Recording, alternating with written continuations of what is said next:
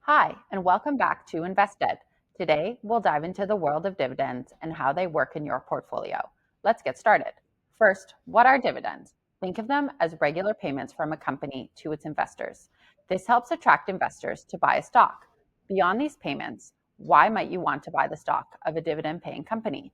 Companies that pay dividends are typically more stable and well-managed. After all, if they're going to make regular payments to you, they need to have steady earnings and cash flow in both good and bad economic times.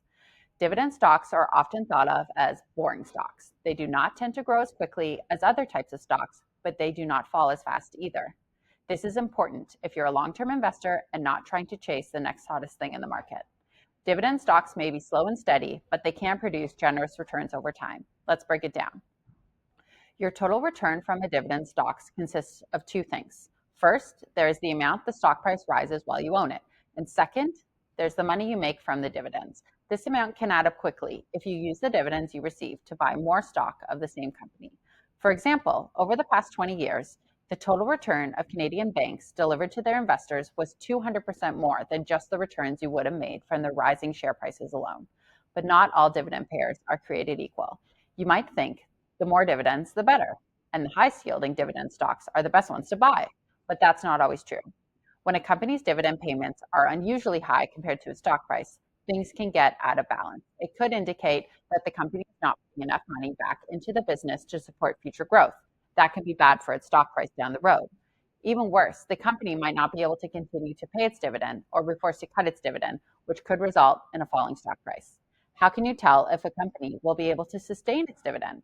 One way is to look at its payout ratio. This number tells you how much of a company's profit is paid to investors.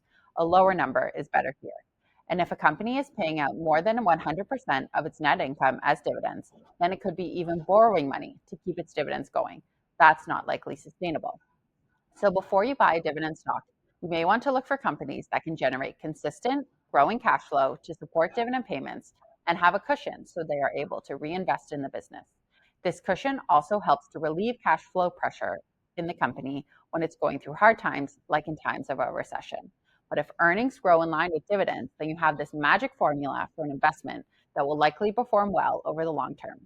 So that covers the basics of dividends and why they can be a great option if you are seeking a stock that rises in price over time and delivers regular cash flow. Thanks for watching, and we'll see you soon.